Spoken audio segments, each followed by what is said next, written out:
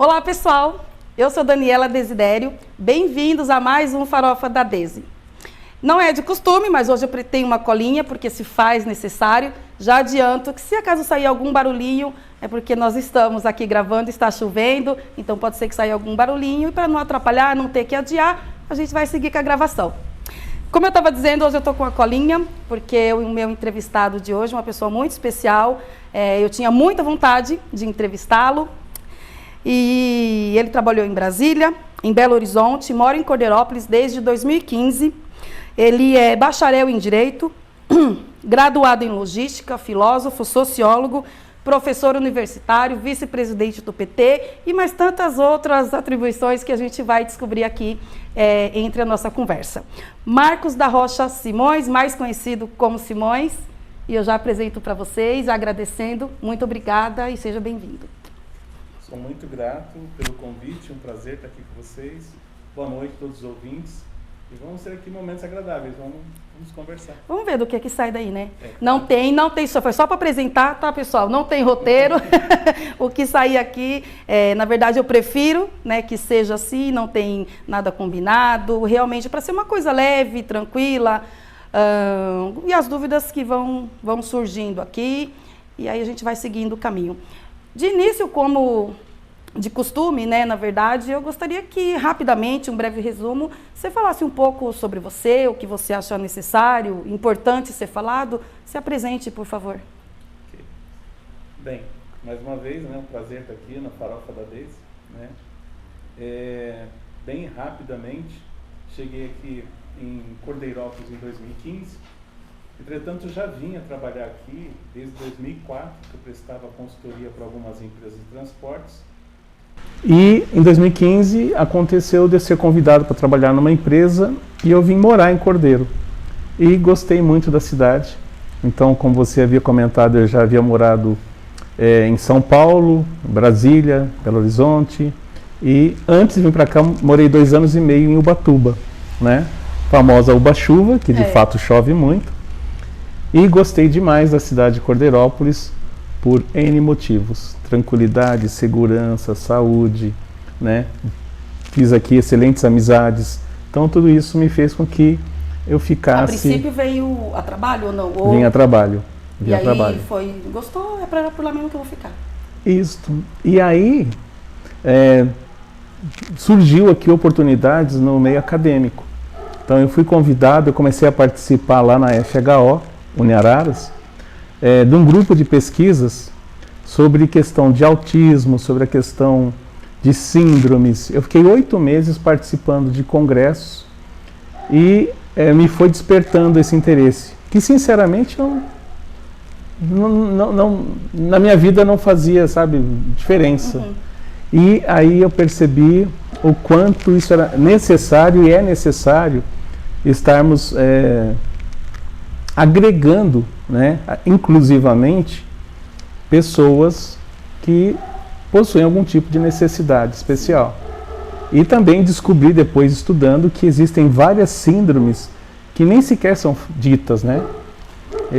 Síndrome do Duchenne, Dewicke, moral da história. Aí eu comecei a fazer parte do grupo de pesquisa e voltei a estudar mais intensamente, né?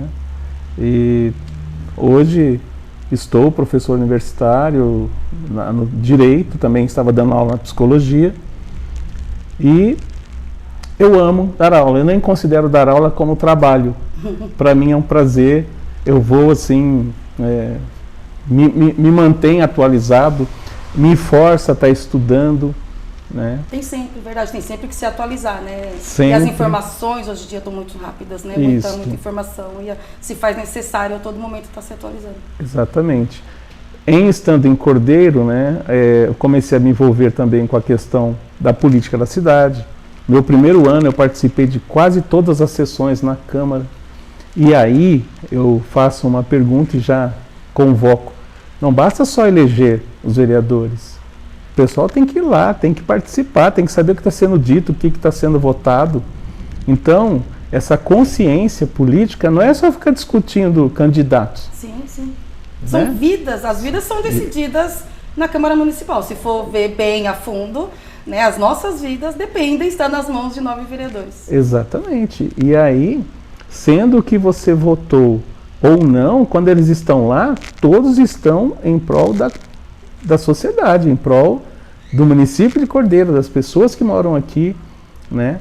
Então, a princípio, a política te atraiu um pouco mais ou não? De qualquer forma, refaço a pergunta, desculpa. Você veio para Cordeiro, começou a ir para a Câmara, mas até então não tinha objetivos políticos. Você ia por gostar, por... Sim, e na verdade continuo, os meus objetivos políticos tá baseado numa coisa só para ficar bem claro. Lá na nossa Carta Magna, no artigo 1º, inciso 3º, fala o seguinte: dignidade da pessoa humana. Esse é o meu slogan, dignidade da pessoa humana. Então, seja aqui em Cordeiro, se eu estivesse morando lá no Amazonas, se eu estivesse morando em qualquer outro lugar, como está a questão da dignidade da pessoa humana? Uhum. E aí eu tomei isso como um slogan, ou como um modo de vida, e é isso que eu busco. Só que nós temos que entender que dignidade é algo que tem que ser merecedor. Sim. Então, se na Constituição fala que nós somos merecedores de dignidade, fala que nós temos que ter lazer, nós temos que ter cultura, temos que ter casa, temos que ter uma série de coisas, por que às vezes essas coisas não chegam? Tá? Então, ou porque as pessoas não sabem que eles são de direito todas essas. Exatamente. Então, eu tento colaborar, contribuir nesse sentido. Não só votando, mas também a gente pode estar fiscalizando. Então, o fiscalizar, obviamente, positivo. Porque também existe uma outra situação. Eu voto. Quem algum dia chegou lá na Câmara e falou assim: ô meu vereador, você está precisando de alguma ajuda em alguma coisa? As pessoas só vão pedir. Uhum. Então, também tem que ter uma inversão de que eu sou cidadão, eu posso estar colaborando, eu posso estar fazendo alguma coisa. E não só vem a mim, que aí fica complicado e gera tudo isso que temos hoje. Sim, inclusive a descredibilidade. Mas, Simões, na verdade a gente vai voltar, a gente ainda vai falar bastante sobre política, okay. Porque eu estou muito interessada. Mas eu quero retomar um pouquinho, voltar um pouquinho ainda quando você veio para Cordeiro. Que quando as pessoas falam para mim: olha, eu moro em Cordeiro há 2 anos, há 3 anos, há 4 anos, e eu lembro muito, eu sempre vejo quando eu vim morar em Cordeiro, e algumas situações que eu passei, que na verdade o assunto não é sobre mim, e aí então eu gosto de trocar essas ideias, essas experiências com as pessoas. E aí eu pergunto para você, como foi vir a receptividade, vamos colocar o acolhimento, né, das pessoas? Você gostou da população? Você foi bem recebido? Os lugares que você foi, as pessoas, nossa, morador novo, vamos acolher. Ou não? Teve algumas dificuldades? Tiveram algumas situações que você já foi percebendo ali, que você não gostava? Enfim, fala um pouquinho da sua vinda para Cordeiro. Bom, se me permite, então, eu tenho que retroceder um pouquinho. Eu tinha feito um projeto de vida que quando eu chegasse aos 50 anos, eu queria morar na praia, tomar água de coco, fazer caminhada, né? Quando eu fiz 50 anos, eu consegui fazer isso. Eu fui morar em Ubatuba, tomava água de coco, caminhava meus 9, 10 quilômetros, mas só que tem uma coisa. Lá não passa um negócio para sobrevivência chamado dinheiro, grana, din-din. E então, mesmo que você tenha uma qualidade de vida, você precisa ter condições para manter essa qualidade de vida. Então eu já tinha morado, por exemplo, São Caetano do Sul. São Caetano do Sul é uma cidade de primeiro mundo. Sim. Tem tudo 24 horas, meus filhos moram lá. Ainda é uma das melhores para se viver? Faz tempo que eu não vejo, mas ficou ainda é por um bom tempo, né? É uma cidade que ela é 24 horas. Você acha farmácia, você acha mercado, você acha tudo. Quando eu morava lá, eu fazia a compra 2 horas da manhã, né? Depois eu morei em Brasília. Brasília é uma outra situação de correria, mas lá também é um lugar, obviamente, que não falta passar por lá é grana, né? É um lugar que flui. Fui morar em Belo Horizonte. Lá, gente, que comida maravilhosa. Que situação de vida, de qualidade de vida eu encontrei em BH. Porque final de semana, os amigos falam assim: vamos no churrasco. Qualquer 50 quilômetros que você sai de BH, você já está numa fazenda, você está num sítio. E aí eu aprendi a tomar uma cachaçinha, eu aprendi a comer uma panceta, eu aprendi a desfrutar das delícias de Minas. E gostei muito de morar lá, morei lá 8 anos e pouco. Quando eu cheguei em Cordeiro para mim foi uma situação nova. Primeiro, eu fiquei um mês aqui morando em um determinado local e eu percebia que quando dava 8h30, 9 horas da noite, não tinha ninguém depois já na praça, o pessoal ia embora. Eu falava, gente, e outra, eu podia ficar com o meu celular em cima da mesa, tinha poucas pessoas. Aí eu pensei, que sossego é esse?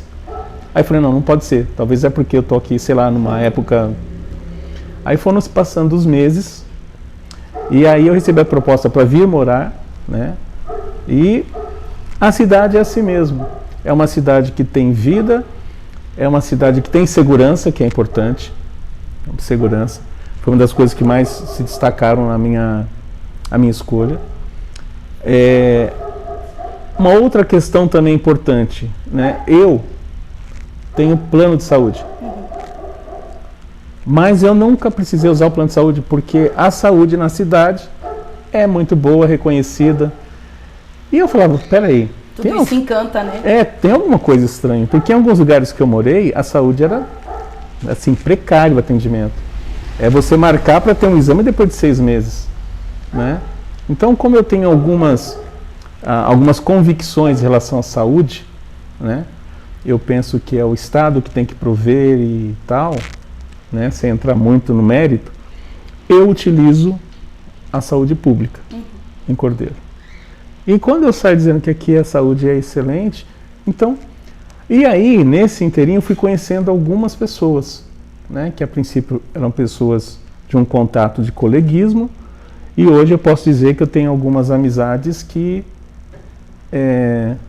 chega próximo de um irmão ou irmã, né? Então, isso me atraiu muito. E a população também, né? É uma população que, assim, me acolheu de forma tranquila, não via, assim, muita diferença e tal. E tudo isso ajuda muito no querer ficar, né, na adaptação, né? Exato. Eu não foi... Demorou um pouco para me adaptar, mas hoje eu não saio mais. Para que eu não cometa nenhuma injustiça, eu poderia até citar alguns nomes de pessoas que me acolheram, né? Se quiser, não tem problema, fica à mas vontade. Não, por exemplo, pessoas que fazem parte lá do Rotary, por exemplo, me acolheram, né? E isso me deu um conforto, sabe, de poder estar indo a um lugar, conversando. Se sente parte da sociedade. Exatamente, né? Perfeitamente. Isso foi bem interessante naquele momento. Depois, em função de ter que estudar, muita correria, eu me ausentei. E depois, com os afazeres, naturalmente vai criando laços, vai fazendo amizades, né? Isso. E conhece um aqui, que conhece mais 2, enfim. E quando vê, já está executando, né, com os trabalhos, planejando, criando projetos. E aí eu vou entrar nessa parte muito interessante também, que antes de iniciar a gravação, nós estávamos falando aqui, inclusive ele estava me entrevistando, tá, gente? Primeiro teve ali, rolou uma entrevista para ver se confiava ou não e continuar a gravação. E nós comentamos, eu falei, né, que a minha parte interessada seria um pouco sobre a militância, porque eu gosto desse assunto.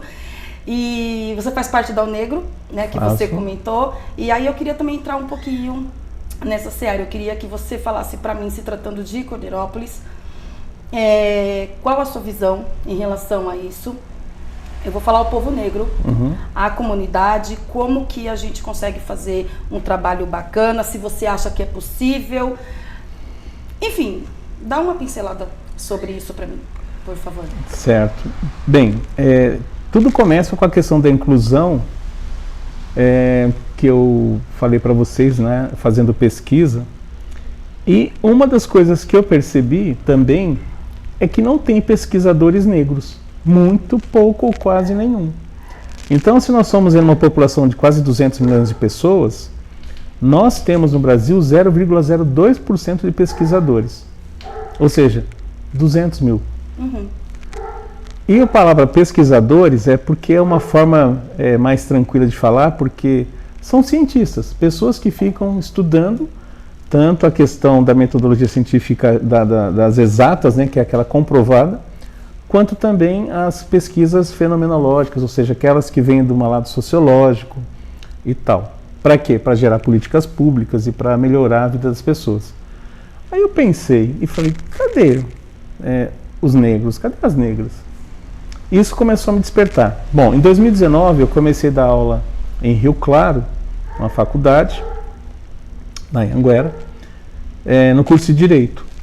E lá, depois, passado alguns meses, eu reparei o seguinte, que para 100 pessoas, 8 eram negros. E aí, explicando, né, dentro da negritude, uma era mais preta, né? E quero fazer um parênteses, se vocês me permitem, que também já é uma crítica. Hoje a gente tem que ficar tomando tanto cuidado com o que se fala, porque a gente tem que ter um letramento sobre a questão das matrizes afrodescendentes e não cometer alguma gafe, né, de falar alguma palavra. As pessoas têm medo de se aproximar, as pessoas têm medo, né, em especial pessoas brancas, né, obviamente, pele mais claras ou que desconhecem. E eu percebo muito isso, só te interrompendo, desculpa. Imagina. Mas as pessoas, eu sinto isso, que as pessoas têm medo. Inclusive eu tenho um amigo que eu vou te contar, você me permite? Claro. Eu tenho um amigo que todo mundo pra ele é moreninho. Sim. A gente conversa muito sobre isso. E eu acredito que ele tenha medo. Ele tem medo de falar, olha, você é preta, aquela negra, aquela pessoa. Eu já conversei bastante com ele sobre isso, né? E ele sabe de quem que eu tô falando. Né? Enfim, então eu acho que as pessoas ultimamente têm medo de, nossa, mas qualquer coisa vai tomar um processo, mas você... Sabe, aquela pessoa, olha, aquela mulher preta com blusa branca, alguma coisa assim, né, nesse sentido. Então as pessoas têm medo um pouco, eu acredito, né, que seja isso, não sei a sua visão. Exatamente, isso acaba sendo um fator que prejudica essa integração, essa interação. Então a pessoa já fica com medo de chegar e como é que vai falar? Pô, mas será que se eu falar que a pessoa é preta, eu estou praticando racismo? Se eu falar que é negra, a pessoa já nem sabe. A verdade eu sempre falo do lápis de cor. Né? Quando a gente vai lá na escola, e eu sou daltônico, tá, gente? Olha só. Então lá tem o seguinte, lá tinha um lápis branco, um amarelo, um azul, e tinha um lápis... Cor de pele. Preto. Né? Não era um lápis negro. Né? Enfim. Bom, eu lembro muito do problema do cor de pele. Tinha muito problema, né? Que o lápis mais claro e, enfim, dava muito rolo. Não sei se você já passou por alguma situação assim. E cor de pele. E aí tinha crianças que escolhiam ou o lápis preto ou o lápis marrom, né? E nunca o cor de pele que era que as pessoas achavam que era a cor ideal. Na verdade, eu passei por bullying sem nem existir essa palavra bullying. Como eu era daltônico, pequeno e não sabia, a professora de geografia falava assim: pinte a bacia do São Francisco. Eu meti um marrom lá achando que era azul. Eu não sabia qual era a cor azul, mas ninguém tinha falado e eu não sabia que existia daltonismo. Então, e a minha professora naquela época, os professores brigavam e davam castigo. Você pintou tudo errado esse mapa. Que cor que você colocou aí? Professor, azul. Aí ela achava que eu estava fazendo chacota, porque todo mundo via que era marrom, por exemplo. Então tem essas questões aí. Aí, voltando aos dias atuais, nessa questão da inclusão, voltando à questão da faculdade, voltando à questão de a gente não perceber os negros e negras dentro das universidades, conversando com um amigo, né, e eu vou citar o nome dele, que é o presidente da UNegro, que é o Evandro Inácio, começamos a conversar e ele tinha essa ideia de criar esse movimento e essa associação, que é uma federação nacional, já em todos os estados e vários municípios aqui em São Paulo, e formamos a UNegro. E aí começou a se estabelecer algumas questões, aí vou chamar de lutas. A própria palavra luta a gente tem que entender também, né? Que é uma luta positiva, né? Porque quando fala luta parece que é briga. Não é briga, gente, é luta. Por direitos, né? Por direitos. Quando a gente fala que a gente está lutando por um território, é lutar por um espaço, né, que todos possam utilizar, independente de ser A, B ou C na questão econômica, né, de ser, enfim, questão de raça, etnia e tudo mais. Então, daí eu comecei a me aforar mais dentro dessas questões. E aqui agora, falando em relação ao Cordeiro, eu sei que existem conselhos, mas francamente eu não vejo aonde estão esses negros e negras. Eu não vejo se sintam representados. Os ajuntamentos, a questão de quais são os eventos de participação de massa, coletivo, né? Independentemente de religião, sabe?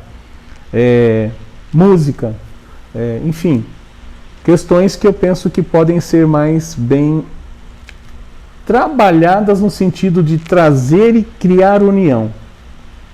Porque eu também tenho que ser franco, eu sempre vou ser franco, tá, gente? Eu já estou numa fase da minha vida que eu não tenho por que ficar dando muita volta. E criar união entre os próprios negros e negras. Esse é um trabalho porque você faz um ajuntamento, daqui a pouco, nesse ajuntamento, se for considerar um círculo, tem ali 4 partes, 2 partes.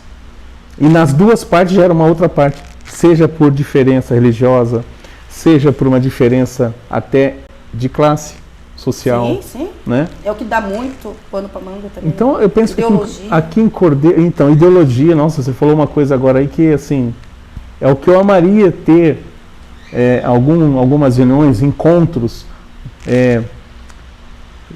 roda de conversas, e que trouxesse... Qual o caminho para isso? O caminho? Que você acha que, se eu for por esse caminho, eu posso conseguir fazer, que você faz um trabalho, faz parte da Unegro, e eu percebo que tem interesse, você não falou ainda, mas tem interesse, né, em agregar aqui em Cordeirópolis, eu acho muito importante. E aí, porque eu me pego nisso, eu pego, porque as pessoas, eu vejo que tem pessoas que querem iniciar um trabalho, tem pessoas que querem realmente, só que em Cordeiro, e a gente vai, aquilo que sempre morre, né, nada, morre na praia por causa de ideologias, por causa de objetivos pessoais, objetivos políticos, e enfim, e a gente tem que ficar sempre dando volta para que consiga manter aquelas pessoas perto, né, então assim, eu tenho vários caminhos e não tenho certeza da chegada de nenhum. Quero saber de você. Eu tenho um pensamento, eu não sei se não quero ter como uma verdade absoluta, mas é uma verdade para mim. Eu penso que o caminho começa sempre pelo eu. Eu sou o caminho, então eu tenho que fazer a minha parte. Mas se você me permite, eu quero remeter lá atrás um pouquinho. Sócrates falava o seguinte, 470 anos, 500 anos antes de Cristo: conhece a ti mesmo. As pessoas procuram se conhecer?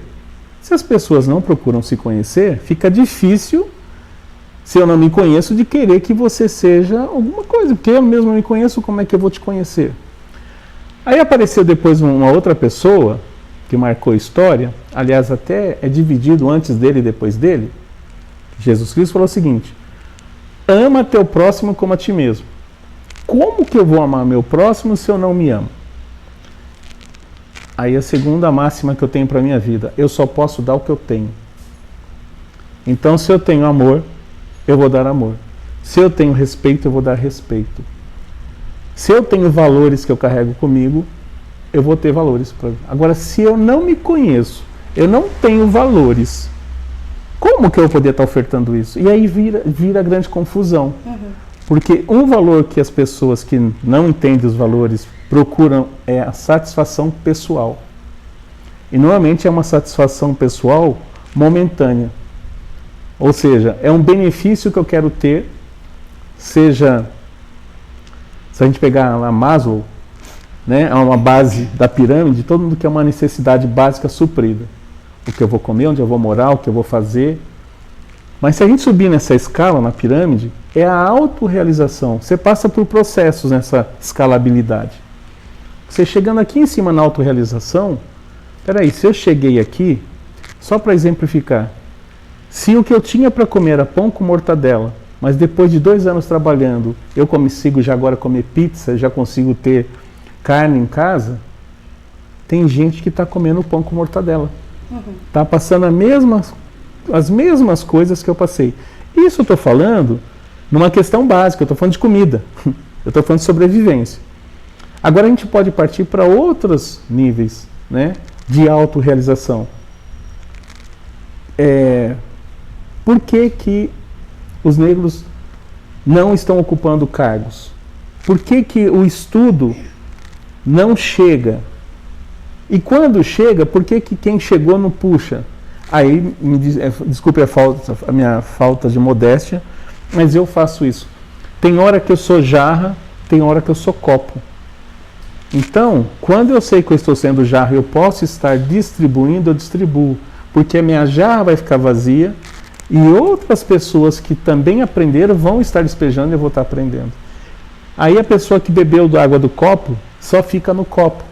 Só fica no copo. As pessoas têm que desejar ser jarra. Ou seja, na escalabilidade, nós vamos melhorando enquanto pessoas. E com isso eu vou me conhecendo. Eu falo bastante. Não, imagina, e pode deixar, viu, porque você vai falando e eu gosto bastante. E aí nessa questão, obviamente que eu entendi a analogia, essa questão da jarra, do copo e como despertar nas pessoas, vamos um pouco anteriormente, um pouco antes, um pouco abaixo, na verdade. E aí nós temos uma população, não sei, em Cordeirópolis, eu acho que seria muito bacana até a gente tentar de alguma forma levantar esses dados, né, algumas informações importantes, mas supondo que nós não temos, né, na nossa comunidade, um grande número, uma boa porcentagem de pessoas que estão, na analogia da jarra e do copo, não chegaram a uma tampinha de garrafa. Não sei se me fiz entender. Perfeito. Então, como é que a gente vai chegar nessas pessoas, despertar nessas pessoas? E aí eu falo tanto de que tenham um mínimo conhecimento, nem tô falando dessa questão racial, né, que realmente tem questões muito importantes para ser ensinadas antes, né, despertado nessas pessoas, porque eu percebo que aqui em Cordeirópolis, vou falar daqui, né, porque a gente, se tratando de Cordeirópolis, eu acho que a população negra tem uma porcentagem que necessita urgente de conhecimento, e quando eu falo conhecimento, não estou falando de estudo, não estou falando, eu tô querendo falar sobre as mulheres, desculpa,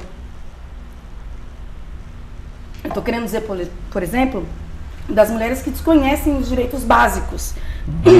Homens, né, que isso foi sempre muita discussão, quando tinha um grupo, e sempre batia nessa mesma questão, né, porque as pessoas confundem muito o que você falou, de você ajudar as pessoas, peraí, eu já cheguei aqui, então eu vou ajudar. Eu vou ser a mão. Isso não tem nada a ver com socialismo, isso não tem nada a ver com aquela questão da vara de pesca que tem que ir e toma, tá aqui sua vara, agora você se vira, só que as pessoas tiram os peixes de todos os lagos, então não tem como pescar. Né? Eu acho esse trabalho muito importante, eu não sei se é sugestão ou se é um apelo, de iniciar um trabalho nesse sentido, de trazer o conhecimento, de haver uma busca por essas pessoas e elas se sentirem representadas. E elas terem em mente que se precisar de qualquer tipo de ajuda, eu não vou falar nem a parte social, porque eu acho que a cidade faz um trabalho até bacana, né, muito bacana nesse sentido, mas eu falo de trazer essa pessoa. As pessoas estão depressivas, as pessoas não saem de casa, as pessoas casa, trabalho, vou principalmente falar das mulheres negras, né, que tem muitas pessoas desconhecem, infelizmente, mas não são 10, não são 20, não são 30. Tem muito isso, eu acho que se faz necessário, assim, urgentemente, esse tipo de trabalho. Eu não vou falar nem de resgate, não sei se seria essa palavra, mas um trabalho de ir lá, de identificar essas pessoas. Por quê? Porque elas desconhecem que existem grupos, que existem uma gestão pública, que existem políticos, lideranças, que estão ali por elas. Essa tua fala me fez pensar várias coisas. Uma delas é que se você não tem conhecimento de determinada situação, você não vai saber como buscá-la. Então, por exemplo, direitos, perdão, direitos, agora sou eu que vou beber água. A pessoa tem que querer saber. Agora, se você me permite, eu quero só fazer um recorte e retroceder um pouco. Você falou da palavra reflexo. Então, a gente não tratar do reflexo, ou seja, o que está posto hoje. Vamos voltar um pouquinho para trás, na história, e ver quantas situações negativas estão sobre nós. Brasil colônia, dividido em capitanias. Nas capitanias, os seus regentes tinham a lei de morte, pena de morte, eles podiam matar quem quisesse dentro das capitanias. Obviamente, quem que morria? os povos originários, os indígenas que já estavam aqui. Sim. Depois, o povo que foi sequestrado e assassinado. São palavras duras que o pessoal na história, o pessoal não quer ficar falando sobre isso. E nós trazemos essa carga emocional, essa carga. Bom, aí depois, para acabar de completar, o Brasil foi o último país no mundo a ter a liberdade dos escravos. A libertação, porque a liberdade na verdade não veio, né? Está sendo bem divulgado, já foi bem dito. Só que...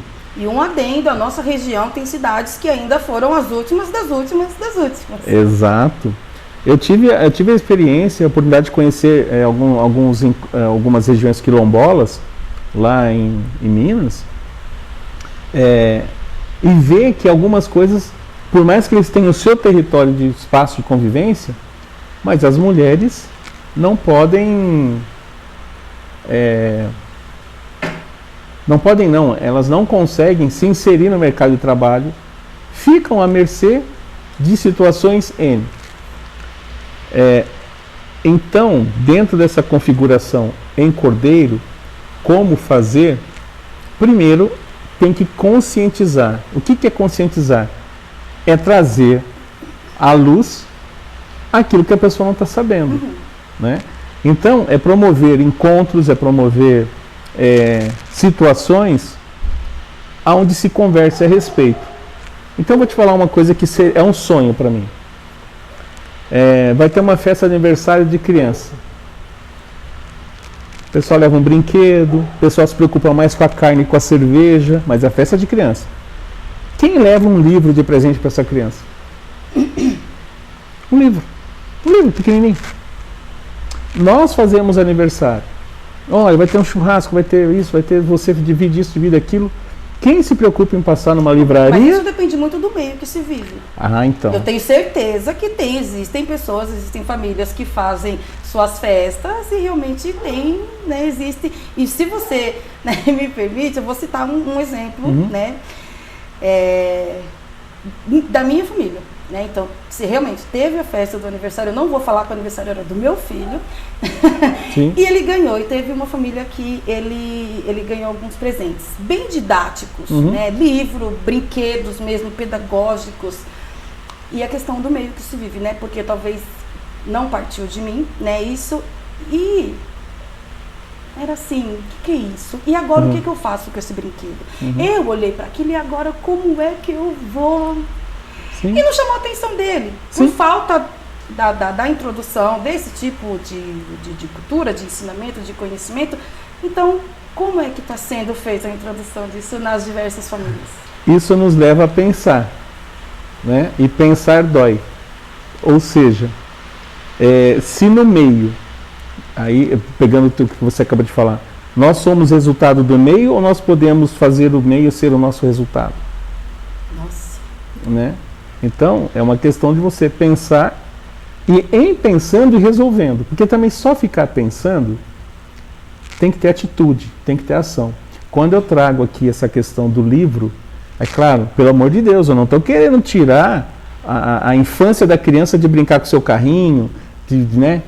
Enfim. Mas dá para conciliar. Mas dá para conciliar, ter um livro, né? Ganhar um livro de presente, etc.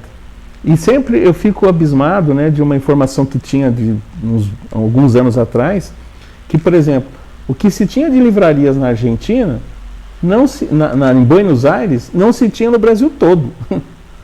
E quem conhece lá, sabe que em cada esquina tem uma livraria.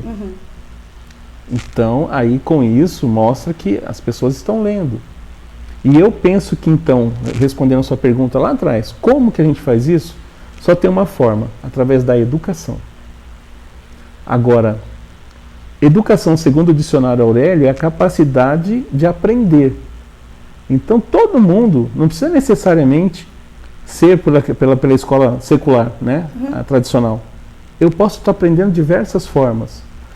Eu aprendi uma vez com um gerente meu que ele falou assim, olha, qualquer curso que aparecer na sua vida que você tiver a oportunidade de fazer, faça. Faça. E o que ele falou, se aparecer um curso de manicure e pedicure, faça.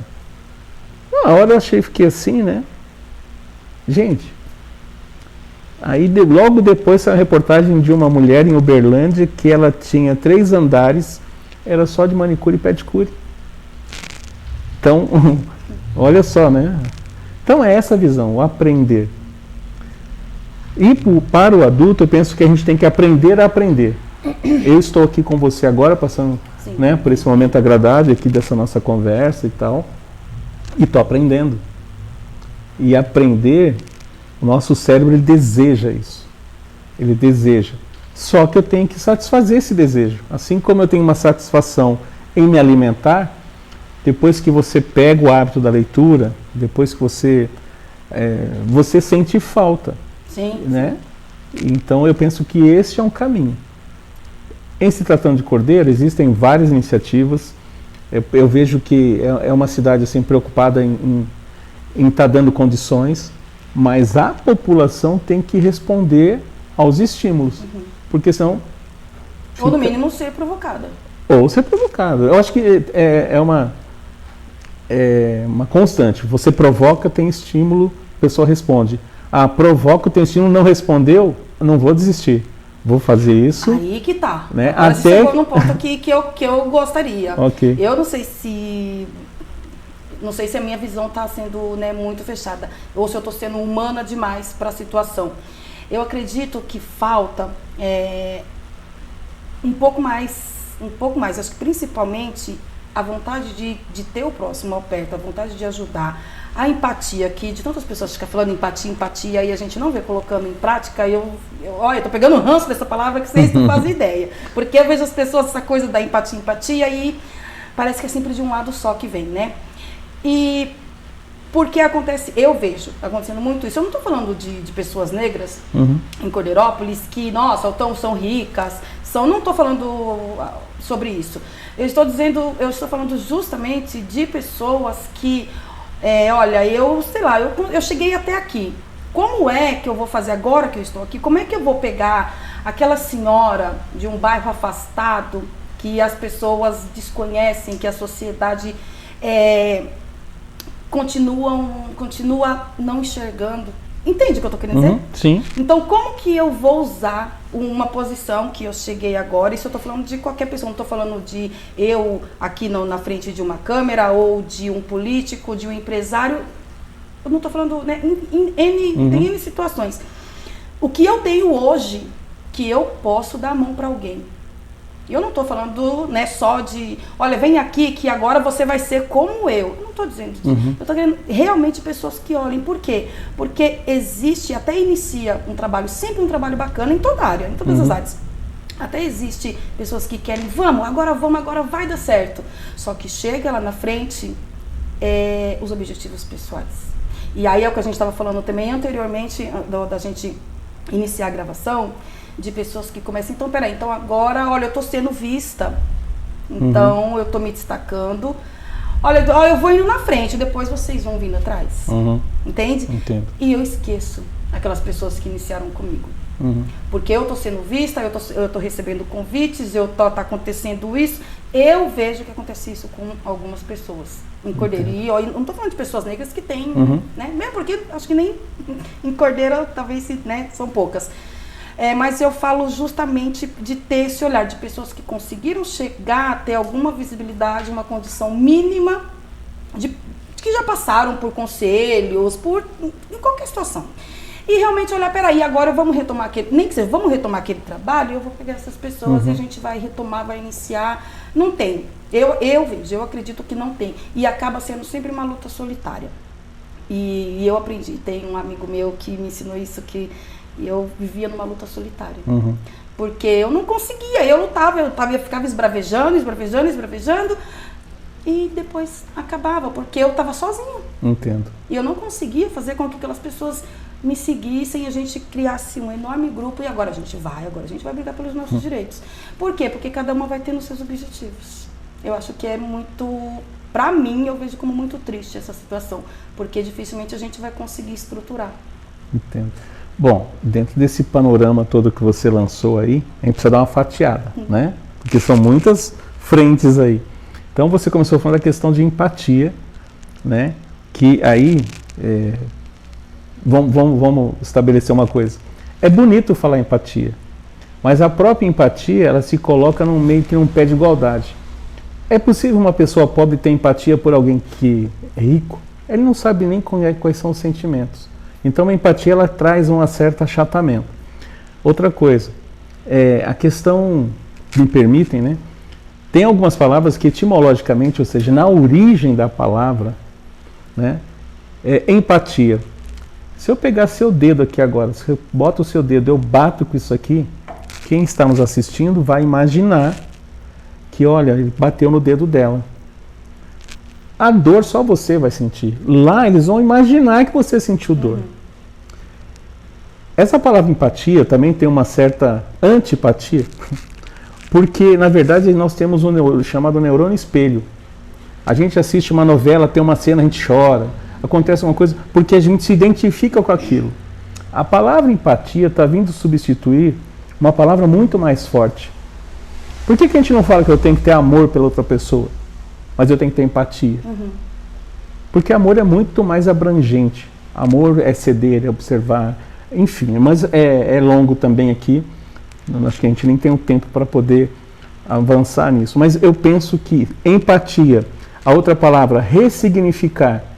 A pessoa passa por um luto, agora você tem que ressignificar sua vida e tal. Eu consigo imaginar, mas eu não consigo saber como aquela pessoa está se ressignificando. Com isso, voltando então à questão em Cordeiro, de tudo aquilo que você falou, das questões, de novo, é a forma como eu vejo. Começa por mim. Então eu também posso ficar desanimado, sou ser humano, né? Eu posso ficar irritado, eu posso ficar bravo, mas o que eu não posso é desistir. Aconteceu, não rodou no primeiro ano, no segundo ano, não teve a colaboração, ou melhor do que colaboração, não teve contribuição de atitude. Sabe, às vezes uma palavra para você, falar assim, não, vai firme, continua, um estímulo. Então, essas coisas vão nos balizando e vai nos dando suporte para continuar uma caminhada. Não é só a realização, não é só aquela coisa exata que você pensou, fez. Pensou, fez, e aí? Tem que ter uma próxima. Sim. E outra. Agora, às vezes, na primeira que a gente tenta, já não sai, sabe, fica aquele negócio assim meio travado. E qual é a ideia? Aprender. E eu não tenho como não trazer para a conversa algumas palavras que são... Você tem que ter estratégia, você tem que ter tática, você tem que ter operacional. As pessoas têm que saber que a vida funciona assim. Que também existem forças e oportunidades, fraquezas e ameaças, que é o tal do FOFA. Isso são ferramentas administrativas que o pessoal já usa há muito tempo e que funciona, né? E disso eu tenho que tirar resultados, né? Aí já é uma parte mais tecnicista, vamos falar assim. Então, o que eu posso te dizer é que, seja lá o que foi que você começou e de repente, volte, aprenda, faça de novo, faça melhor. E é assim que é o ciclo da vida, né? Uma hora dá certo. Sendo jarro e sendo copo, né? Eu tenho essa consciência, obviamente, de que o pouco que eu fiz para mim foi muito, né? Para mim, pessoalmente, coisas que eu alcancei, pessoas que eu alcancei, e foi feito um trabalho muito bacana. E acho que isso é o importante, muito mais do que as pessoas se conhecerem, né? Enfim, acho tudo isso que você está falando, concordo. A questão do não desistir, tal, mas é aquela coisa, alguém também precisa. Sim. Eu acho que não depende só de mim, né? Porque o redor, eu acho que sempre está fazendo de tudo para sufocar, para dar uma desestabilizada e não chegar lá. E aí precisa tirar força de onde não tem, mas mais uma hora dá certo. Sem dúvida, para todos nós, né?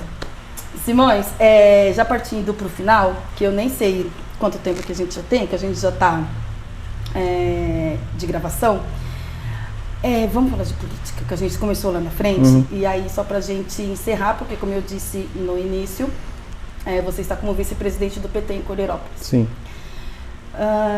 E o que nós podemos esperar? Nós, cidadãos, ano eleitoral, o que você pode dizer, o que você pode colaborar aqui com as pessoas que estão nos assistindo, que algumas esperam, né, que a gente aborde sobre esse assunto. O que você pode falar um pouco sobre, já tá tendo aí os trabalhos, o que está acontecendo nesse ano eleitoral, enquanto vice-presidente, um representante aqui do PT, o que dá pra gente, o que pode ser informado?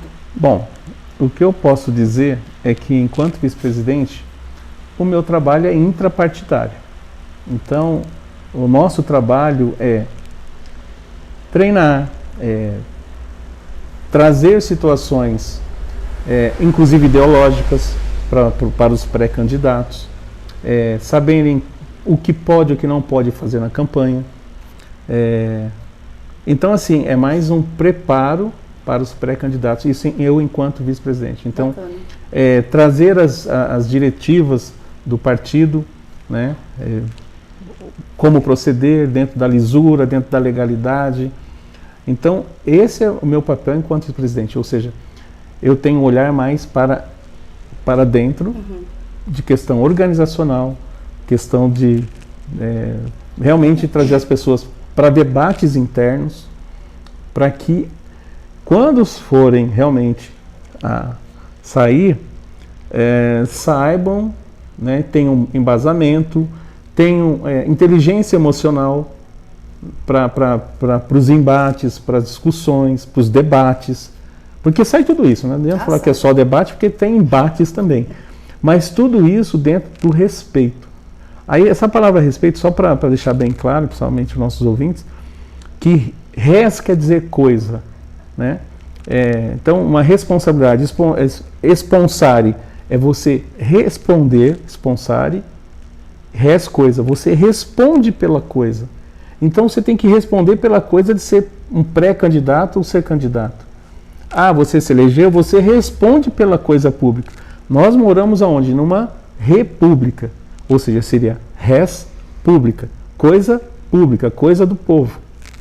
Isso tem que ficar claro. Não basta só sair pedindo voto e pensando que depois vamos ficar mandando consertar buraco na rua. Isso é uma das atribuições. Mas existem outras de envergadura maiores. Como você disse logo no início, e bem pontuado, estão nos representando, né? As canetadas que são dadas lá alteram a vida da gente, mexem com a vida da gente. Os investimentos, os direcionamentos que são feitos de investimentos, né? Desenvolvimento, por exemplo, de Cordeirópolis.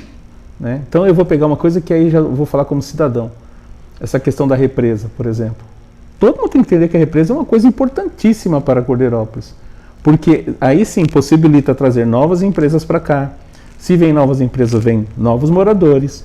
E todo um conjunto que vai possibilitar a cidade estar num outro patamar. Desenvolvimento. Né? E desenvolvimento, eu penso que é igual criança. Né? A criança ela tem o seu desenvolvimento biológico, ela tem que ir crescendo, não tem? Mas a criança também tem que seu desenvolvimento o quê?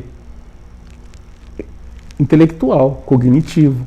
Então a cidade é a mesma coisa, ela tem que ir crescendo nas questões, né? E aí eu estou chamando a atenção da questão da represa porque penso que é uma das grandes obras que realmente vão marcar a diferença para Cordeiro. E aí a continuidade, né, desses trabalhos e você devem ser feitos. Tá animado, tá confiante para todo esse trabalho que vem aí mais adiante? A minha confiança, o meu animado, eu sou meio blasé. O que eu quero dizer com isso? Eu sou assim. Então eu tô animado, tô confiante, mas eu não fico saindo daquilo que eu parametrizei para mim, sabe? Então, eu vou fazendo as coisas que têm que ser feitas. E normalmente o que vai trazer resultado. E não ficar perdendo coisas que não são... Tempo com coisas que não são assertivas. Para não perder tempo com coisas que não são assertivas, eu tenho que gastar tempo planejando. Aí entra o primeiro exemplo, que é o tal da estratégia. Certo. Tem que pensar. Então eu prefiro gastar um dia pensando do que eu sair executando alguma coisa durante uma semana e, sabe...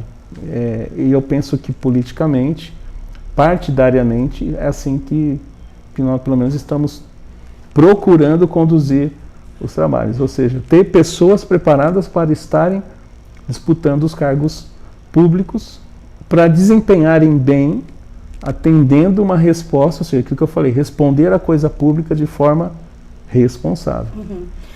Simões, eu tenho uma outra pergunta. Não entenda como crítica, por favor. Tá? Imagina, mas eu sou aberto a críticas. Eu percebo uma deficiência de um trabalho bacana dos partidos em Corirópolis. Eu enxergo, tem muita falta da juventude, as mulheres não se interessam por N motivos. Eu acho que são grupos muito importantes. Perfeito. Na cidade, que por algum motivo as pessoas elas não estão mais interessadas. Na verdade, está muito difícil em falar de política, né? Para falar assim mais abertamente, está muito difícil a gente abordar esse tema com as pessoas, porque estão muito arredias, né? Eu não quero falar disso. Então a gente tem que ter uma malemolência ali para a gente poder, né, realmente falar, olha, é importante você saber disso, disso e disso. Eu sinto muita falta de todos, não estou falando só do PT, tá?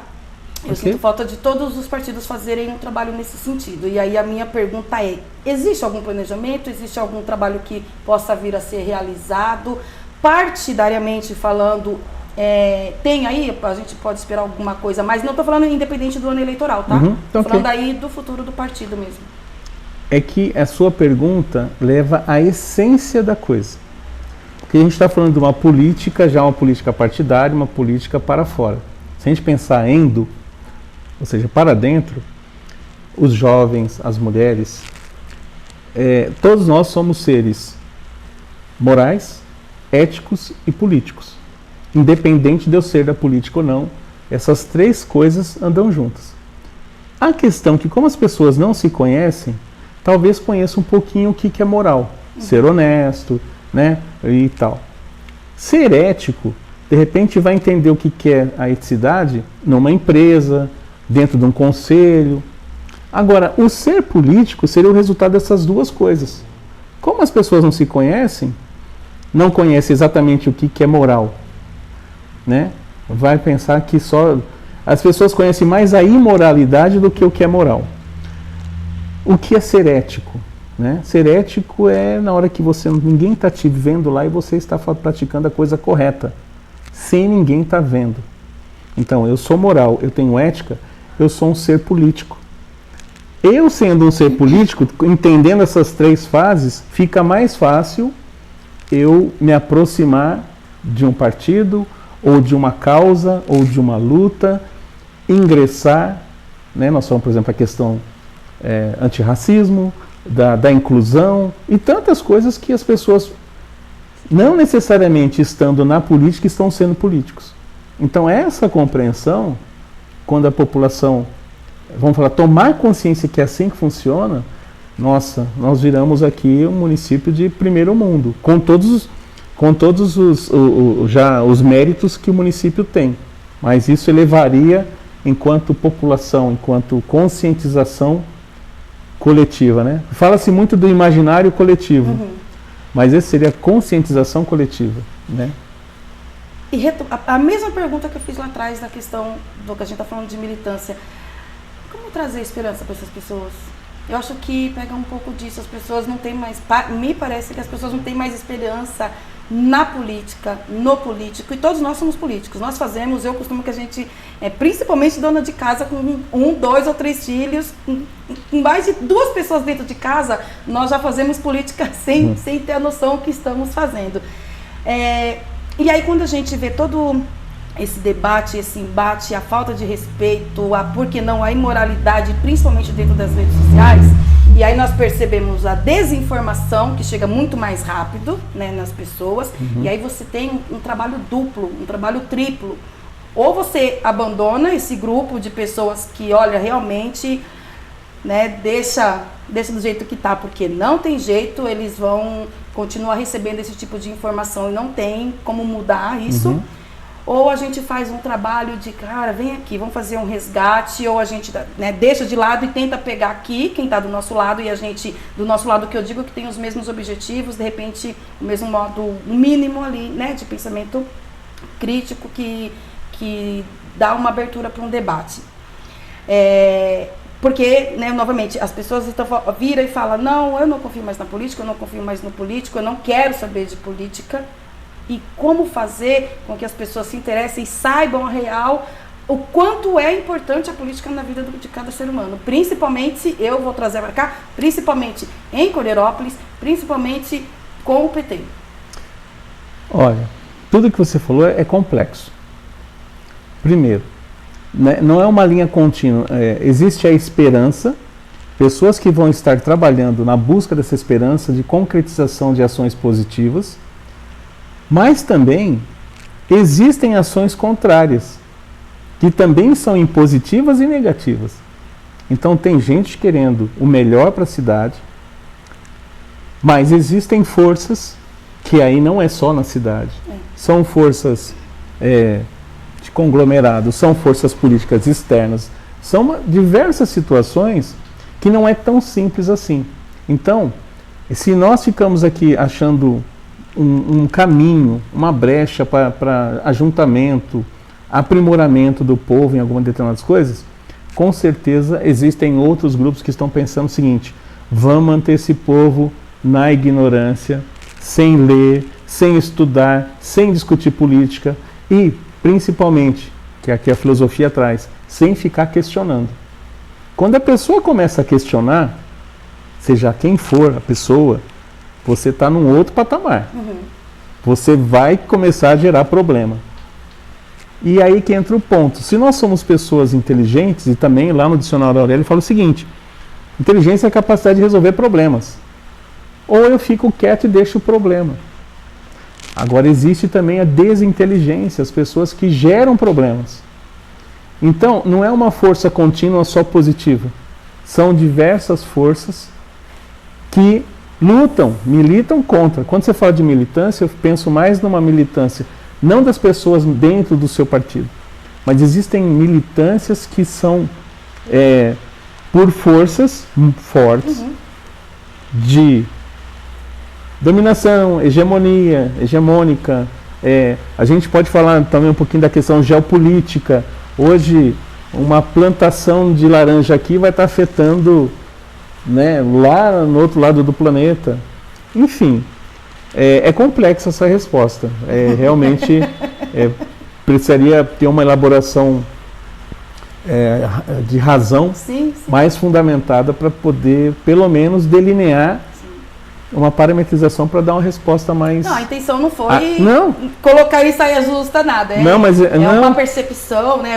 Essa visão minha que eu tenho e realmente faz falta. Eu acho que faz falta. As pessoas, principalmente em Corderópolis, né? Eu falo muito daqui porque nós somos daqui, a gente tem que debater principalmente a política daqui, né? E parar com essa coisa de realmente querer falar de política a cada 4 anos. Eu acho que não cabe mais isso, né? Já passou um pouco da hora, principalmente os partidos políticos, que são os maiores interessados, né, obviamente, iniciarem esse trabalho já lá atrás, já pensando, obviamente, na população, na sociedade, em trazer a informação, e aí sim, em ano eleitoral, aí você colhe todo esse trabalho que você fez, e a gente sabe que os interesses, os objetivos pessoais, enfim, mas eu acredito que seja com a juventude, que seja com mulheres, que seja com o povo negro, todos esses grupos que a gente sabe que são muito importantes e são usados só em ano eleitoral. Isso causa muita revolta e assim, né? Eu acho que tem que fazer, na minha opinião, tem que partir dos partidos políticos, que são os maiores interessados nesses grupos. Só para fechar a questão da pergunta anterior, porque quando eu digo a complexidade de resposta, é que a gente tem que trazer à tona aqui, por exemplo, alguns autores que falam sobre o que acontece. Então, você pode trazer Pierre Bourdieu, Michel Foucault, a sociedade punitiva, por exemplo, Foucault, vai estar falando, as pessoas não são punidas só quando são presas. Aquilo que você deixa de fazer bem com o seu tempo, de não estudar, você vai ser punido por você mesmo. A sociedade vai te punir. Então, essa é uma linha. E que independe só da questão partidária. O partido nem tem essa força toda. Por quê? Nós estamos falando de algo maior que é chamado poder. Então, para você exercer o poder, Aí você tem a questão lá do Pierre Bourdieu que fala sobre discurso e poder. Então, tudo está baseado no discurso. Como é que Hitler conseguiu fazer o que ele fez? Discurso. Como Mussolini conseguiu fazer o que fez? Discurso. Como é que as coisas que acontecem no Brasil acontecem? Discurso. Então, discurso é poder. A questão é que essas palavras, qual é o poder que existe nessas palavras? Então, por isso que eu digo, eu acho que caso seja possível, nós podemos falar um dia, numa outra situação, só respondendo essa sua pergunta, que é muito inteligente e complexa. Não, mas sem problema. Simões, eu sei lá, eu não vejo a hora de começar, viu, gente? Em breve a gente vai fazer ao vivo. E aí eu vou ficar igual aqueles podcasts lá de 3, 4 horas, né, sem ficar preocupada com o tempo, porque realmente eu ainda teria mais umas 10 perguntas aí de cada assunto para a gente poder trocar algumas figurinhas. Eu gostei muito, agradeço demais. Se de repente você quiser falar alguma coisa que eu não perguntei e quer citar alguma coisa, né, fique à vontade, mas desde já eu agradeço de verdade. Essas pessoas que estão vindo inicialmente, é uma gratidão diferente, né? Porque são pessoas que tá confiando num trabalho que está aí sendo retomado, sem saber o que vai dar lá na frente, né? O perfil novo, né? A gente atrás aí de aumentar as visualizações, levando a mais, cada vez a mais pessoas, né? Os nossos vídeos aqui. Então é uma gratidão diferente, é uma gratidão especial, né, e que realmente para mim vai ficar marcado. Então você é uma dessas pessoas, né, que independente, né, não vou esperar o canal ter, né, muitas visualizações e mais pessoas, né, assistirem e me escutarem. Então eu dou a minha palavra a você que eu farei de tudo, né, para esse vídeo chegar, assim como todos os outros, a um maior número de pessoas possíveis, que foi muito bacana mesmo. E, enfim, esteja à vontade, obrigada. Quando quiser voltar também, pode ficar à vontade. Bom, em primeiro lugar, eu queria agradecer, né, pelo convite. Me sinto muito honrado, né, está sendo um dos primeiros a estar participando aqui do seu podcast, que tenho certeza será um sucesso, porque eu vejo que você está fazendo, esse trabalho está com esmero, né, você tem objetivo e enaltecer o objetivo do seu trabalho, que é trazer informação, né, para a população, trazer, de certa forma, um olhar, uma visão do que acontece dentro da cidade. Então, eu queria pedir muito a Deus que te abençoasse. Amém. Nessa sua empreitada. Amém. E que você tenha todo o sucesso e seja abençoada. Muito obrigada. Em tudo que você colocar as tuas mãos. Amém, assim seja. Obrigada, viu? Pessoal, muito obrigada mais uma vez a todos vocês. Assim como aconteceu lá atrás com o programa que eu fiz com o secretário Paulo, secretário e maestro Paulo, né? Depois vieram perguntas. Então, eu deixo aqui aberto para vocês também. Dani, você deveria ter perguntado isso, você deveria ter tocado num assunto, num outro assunto. Pode deixar, pode me mandar mensagem, deixar nos comentários, que eu também passo para o Simões, ou de repente ele mesmo responde. Se for necessário, ele faz um vídeo, né, Simões? Faz um vídeo aí respondendo as pessoas também, assim como aconteceu com o maestro Paulo. E a gente vai sempre aqui trocando figurinha. Então, desde já, curta, comenta, compartilha esse vídeo, envia para algum amigo. Enfim, é uma forma de colaborar, de ajudar a gente também a propagar, divulgar essas informações, fazer esse projeto crescer e alcançar os nossos objetivos, tanto pessoais quanto coletivos. Mais uma vez, muito obrigada a todos vocês. Eu sou Daniela Desidério e esse foi mais uma Farofa da Daisy.